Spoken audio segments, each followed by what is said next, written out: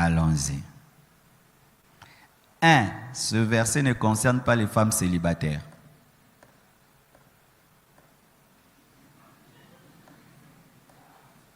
Vous m'entendez? Ce verset ne concerne pas les célibataires. Pourquoi? Au verset 10, on dit quoi? C'est pourquoi la femme, à cause des anges, doit avoir sur la tête une marque de l'autorité dont elle dépend. Est-ce qu'une célibataire a un homme comme autorité? Mon frère, toi, tu es l'autorité de la sœur qui est là. Tu es l'autorité de Blanche. Frère Franck, parce qu'il est un homme, il est l'autorité de maman Blanche. Tu vas oser la gueuler parce que tu es un homme. Elle dépend de mon autorité. Ça veut dire que ce verset-là, Paul demandait aux femmes mariées de porter le voile pour révéler qu'elles étaient soumises à leur mari. Mais ailleurs, on fait porter à toutes les femmes, mariées, non mariées, veuves, tout le monde. Nous avons tous regardé cette courte vidéo, donc je tenais à préciser que il a dit ça à la suite de la lecture de 1 Corinthiens au chapitre 11. Il a pris du verset 4 au verset 14. Donc après avoir récité ces versets, il dira à la fin que ce verset ne concerne pas les célibataires. Ne concerne pas les célibataires. Et il s'est appuyé sur le verset 10 pour dire cela. Donc comme si donc il s'est appuyé sur le verset, mais je tiens à préciser qu'un verset est contenu dans un chapitre, le chapitre est contenu dans un livre. Donc je tiens à préciser cela. Donc après avoir récité, il s'appuie sur le verset 10 pour dire que ce verset ne concerne pas les célibataires. Il concerne les femmes mariées. Après il pose la question à un de ses fidèles, que toi parce que tu es un homme, donc il prend l'exemple, toi tu vois que parce que tu es un homme que tu vas gueuler sur Maman Blanche. Donc Maman Blanche c'est sa femme. Donc je tiens encore à préciser que pour la femme du pasteur devient automatiquement la mère de toute l'assemblée. Donc même les femmes plus âgées qu'elle vont l'appeler maman, auront une certaine révérence face à elle. Donc les femmes plus âgées qu'elle, donc des femmes qui ont l'âge de sa mère, vont l'appeler maman. Donc je tiens juste à préciser ça aussi. Donc il pose la question infidèle, toi tu vois que parce que tu es un homme, tu vas gueuler sur Maman Blanche. Donc quand il dit Maman Blanche, c'est la mère de donc c'est la mère spirituelle de toute l'assemblée. Après il dit, Paul demandait aux femmes mariées de porter le voile pour qu'elles révèlent qu'elles étaient soumises à leur mari. Donc c'est la conclusion qui, c'est ce qu'il vous dit. Donc dans l'assemblée, les célibataires n'ont aucune autorité. Au fait, elles n'ont pas, elles sont libres. Personne ne, donc même lui, il est dans l'assemblée. Il n'a pas d'autorité dans cette assemblée. Je le dis comme ça. Il n'a pas d'autorité dans l'assemblée. Donc la célibataire, la célibataire peut parler avec lui. Il n'a pas d'autorité sur une célibataire. Donc je le dis de manière simple. Donc restons dans la Bible. Donc on venait prendre la fille vierge. C'était ça. On venait prendre la fille vierge chez qui? Chez la mère ou chez le père? Donc vous êtes dans l'assemblée avec votre fille. Elle est célibataire, elle n'est pas encore mariée. Vous n'avez pas d'autorité sur elle. Il s'est appuyé sur le verset 10. Il s'est appuyé sur le verset 10. Donc lisez bien le verset 10. Il s'est appuyé sur le verset 10. Donc le père n'a pas d'autorité sur sa fille. Donc parce qu'on dit, c'est pourquoi la femme, à cause des anges, doit avoir sur la tête la marque de l'autorité dont elle dépend. Donc elle ne dépend pas de l'autorité de son père. Vu qu'elle n'est pas mariée, elle ne dépend d'aucune autorité. Quand on réfléchit bien, donc il s'est appuyé sur le verset 10. Et ceux qui ne lisent pas la Bible, mais c'est quand même choquant de voir que, je ne sais pas combien il y a de dames dans sa bâtisse, mais quand même 10 personnes quand même. Mais ça devait sauter aux yeux. Donc c'est pourquoi la femme, à cause des anges, doit avoir sur la tête une marque de l'autorité dont elle dépend. Donc il s'est appuyé sur ça. Donc, c'est qui dépend du... Voilà, il n'y a que la femme mariée qui dépend de l'autorité de son mari. La célibataire n'a aucune autorité, au fait. Voilà. Donc, même son père, elle peut être dans l'assemblée avec son père. Son père n'a pas l'autorité sur elle.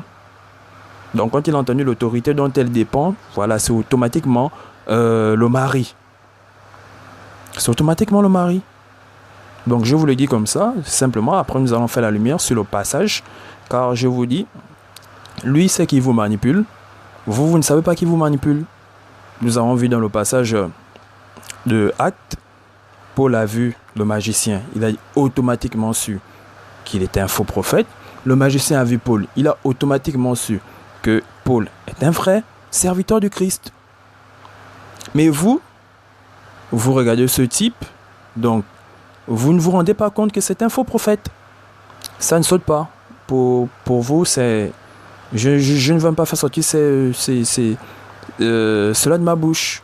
Pour vous, c'est... Voilà. Donc, lisons. Il a commencé au verset 4 pour finir au verset 14. Nous allons commencer au verset 2. Verset 1. Et nous allons descendre. 1 Corinthiens chapitre 11, verset 1, 2. Soyez mes imitateurs, comme je le suis moi-même de Christ. Je vous loue de ce que vous vous souvenez de moi à tout égard et de ce que vous retenez mes instructions telles que je vous les ai données. Ces instructions, nous avons vu dans Galates qu'il n'a rien reçu d'un homme. Hein. Il a tout reçu par révélation de Jésus-Christ. Donc quand il dit mes instructions, c'est parce qu'il a reçu. Donc quand il dit mes instructions, il faut aussi, voilà, donc je donne ça comme ça. Frères et sœurs, retenez cela.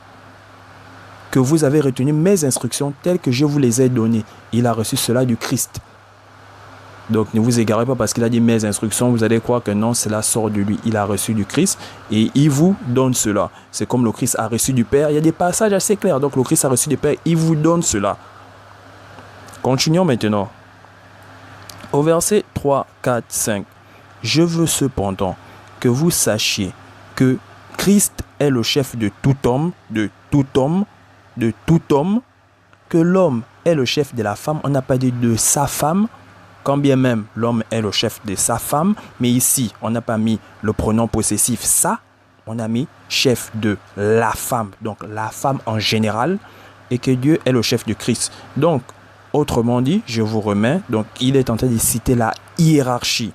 Autrement dit, Dieu est le chef du Christ, le Christ est le chef de tout homme, l'homme est le chef de la femme. Donc, d'autres, voilà, je ne sais pas, d'autres auront peut-être voulu qu'on mette l'homme est le chef de toute femme. Mais je vous le dis, c'est assez clair. L'homme est le chef de la femme. Quand on dit l'homme est le chef de la femme, c'est la femme en général. Bon, maintenant, si on voulait parler, voilà, donc, c'est pas fini, hein, mais je me bloque d'abord là pour, voilà, parce que quand même, il faut manipuler de la sorte, c'est que, moi, je sais pas, j'ai même peur de ce que je dis. Donc, je me demande même si vous comprenez même ce que je dis. Parce que vous avez écouté ce qu'il vous dit et vous avez validé, donc j'ai même peur. Donc, j'insiste, je veux cependant que vous sachiez que Christ est le chef de tout homme. On ne parle pas ici de mariage, on parle d'autorité. Il s'agit de quelle autorité? C'est assez clair, nous allons continuer, nous allons voir.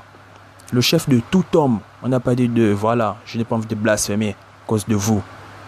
Que l'homme est le chef de la femme. Donc, beaucoup ont, voilà, oh non, il fallait qu'il mette l'homme, le chef de toute femme. C'est assez clair, l'homme est le chef de la femme, c'est en général. Et que Dieu est le chef de Christ. Donc c'est une hiérarchie. Dieu est le chef de Christ. Le Christ est le chef de tout homme. L'homme est le chef de la femme. C'est assez simple, c'est assez clair. Bon, maintenant, lui il a dit il s'agit de mariage. Donc tout tourne autour du mariage. Tout homme qui prie ou qui prophétise, la tête couverte, déshonore son chef. Donc on a dit qui prie ou qui prophétise, la tête couverte. La tête couverte. La tête couverte. La tête couverte. Donc, et on a dit qui prie ou qui prophétise. Qui prie ou qui prophétise. Donc, le laps de temps est bien précis. Qui prie ou qui prophétise, la tête couverte, déshonore son chef. Donc, il ne s'agit pas de mariage ici. Son chef, c'est qui? C'est le Christ. Son chef, c'est le Christ. son chef aussi c'est Dieu. Donc c'est ça la hiérarchie. Si Dieu est le chef du Christ et le Christ est le chef de l'homme, c'est que voilà, l'homme est soumis à Christ, il est aussi soumis à Dieu. C'est assez simple, c'est assez clair. Donc tout homme qui prie ou qui prophétise, la tête couverte. Donc c'est un moment bien précis. Donc c'est à ce moment-là qu'il prend quelque chose pour mettre sur la tête. La tête couverte. La tête couverte, j'insiste. Tout homme qui prie ou qui prophétise, le laps de temps est bien précis. Donc à ce moment-là, bien précis. Donc s'il fait cela, s'il prend quelque chose pour mettre la tête couverte sur la tête, il déshonore son chef. Et le chef de l'homme, c'est qui? C'est le Christ. C'est aussi Dieu. Car Dieu est le chef de Christ. Le Christ est le chef de l'homme. C'est la hiérarchie. Voilà. Vous avez les généraux, un général peut te commander. Le colonel peut venir te commander. Tout dépend de ton grade. Donc si tu es en dessous, tu ne vas pas dire que j'obéis au colonel, je n'obéis plus au général. C'est assez clair, c'est assez simple. Je le dis de manière simple. Donc j'ai même peur de ce que je dis. Je ne sais pas si vous comprenez parce que je ne sais pas. Il a réussi à vous manipuler de la sorte. Vous avez avalé. Bon, maintenant, toute femme au contraire, donc on parle des choses physiques, c'est assez physique, c'est un vêtement qu'il faut, l'homme ne doit pas mettre un truc sur sa tête, donc un voile. Tout homme qui prie ou qui prophétise, la tête couverte déshonore son chef. Voilà. Toute femme au contraire, donc on a parlé d'homme là, on a parlé de l'homme, il déshonore son chef, le chef de l'homme c'est le Christ, c'est aussi Dieu. Donc voilà. On ne parle pas de mariage là, on parle d'autorité. Bon maintenant, toute femme contraire à qui? Contraire à l'homme. Toute femme au contraire qui prie ou qui prophétise, la tête non voilée, déshonore son chef. Le chef de la femme c'est qui? C'est l'homme. C'est aussi le Christ. C'est aussi Dieu. Donc comprenez-le clairement, c'est la hiérarchie. Tu ne vas pas dire que je suis soumis au colonel, je ne suis pas soumis au général. Tu n'as rien compris. Vous n'avez rien compris si vous ne comprenez pas ça. Donc c'est assez clair. Toute femme au contraire qui prie ou qui prophétise, la tête non voilée, déshonore son chef. C'est comme si elle était rasée. On a dit comme si. Voilà. Avec l'élément de comparaison, comme si elle était rasée. On n'a pas dit qu'elle est rasée. On a dit comme si elle était rasée.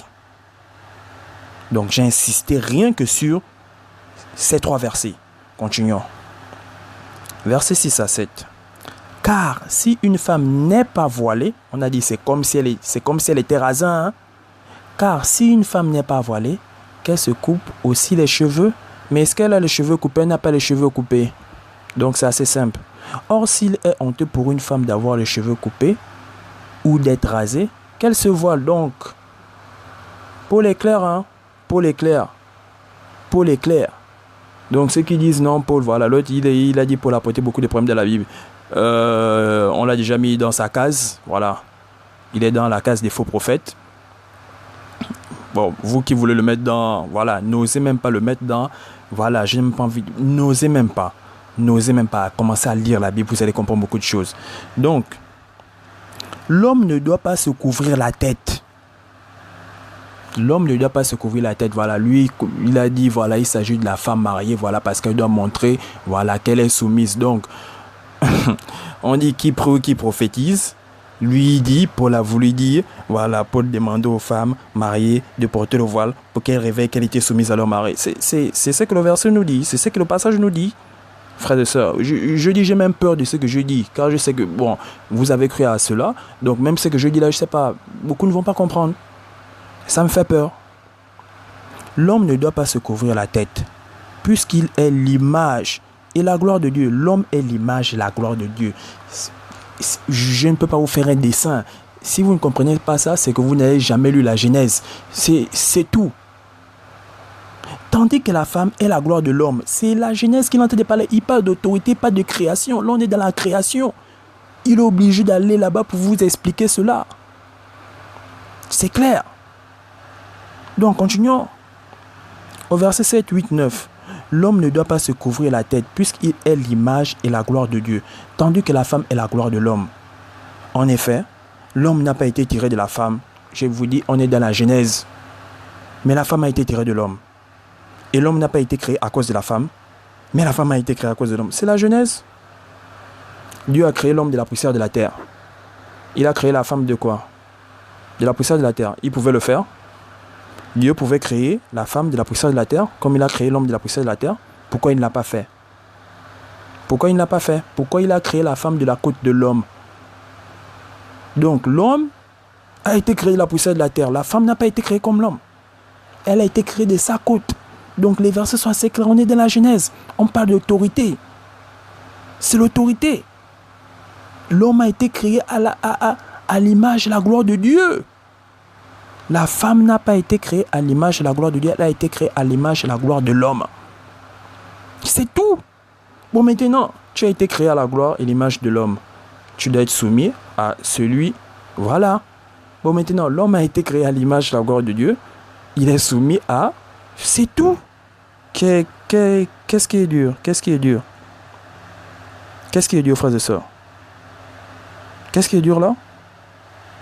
Moi, je ne vois pas ce qui est dur. Donc, regardons encore. Regardons, voilà. J'ai mis le verset 8 et 10 pour faire comprendre. Voilà.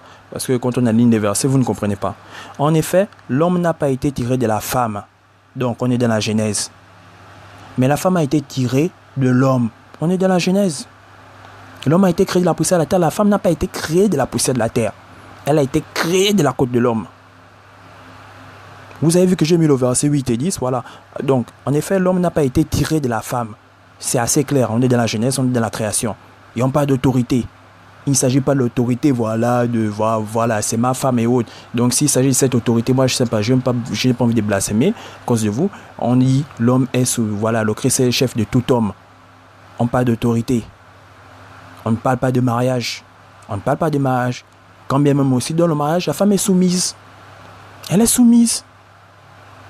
C'est pourquoi la femme, à cause des anges, doit avoir sur la tête une marque de l'autorité dont elle dépend. Bon, la fille non mariée, elle dépend de quelle autorité? Quand une fille n'est pas mariée, elle dépend de quelle autorité? Il a dit non, ce verset, avec, voilà, avec tout, je sais pas, un démon. Bon. Donc, ce verset ne concerne pas les célibataires. Donc, et il s'est appuyé sur le verset 10. C'est pourquoi la femme, à cause des anges, doit avoir sur la tête une marque de l'autorité dont elle dépend. Donc, quand la fille est célibataire, elle est sous... Donc, elle n'a pas d'autorité. Elle n'a pas d'autorité. C'est ce qu'il a voulu vous faire comprendre. Donc, le père, voilà, le père n'a pas l'autorité sur sa fille célibataire. Elle peut être dans l'assemblée avec lui, donc s'ils se mettent à prier, donc le père dit à sa fille, ils sont à la maison, venons, on va prier. Elle n'a pas besoin de mettre le voile, car son père n'est pas une autorité. Il n'a pas autorité sur elle. La seule personne qui aura autorité sur elle, c'est le mari. C'est le mari. Donc quand on vient prendre celui qui viendra l'épouser, va venir l'épouser sans l'avis du père. Et on est dans la Bible. Allez-y regarder les passages. Allez-y regarder les passages bibliques. Donc, dans le livre de Lévitique, on parle de ça. On parle de la dot. On ne veut pas donner la dot à la mère. On ne va pas prendre la fille auprès de la mère. C'est auprès du père. Donc, le père n'a pas l'autorité sur sa fille. La célibataire n'a aucune autorité. Donc, même dans son assemblée, les célibataires voilà. Il n'a pas autorité sur les célibataires. Un prédicateur, donc, Paul dans l'assemblée. Donc, Paul est dans l'assemblée.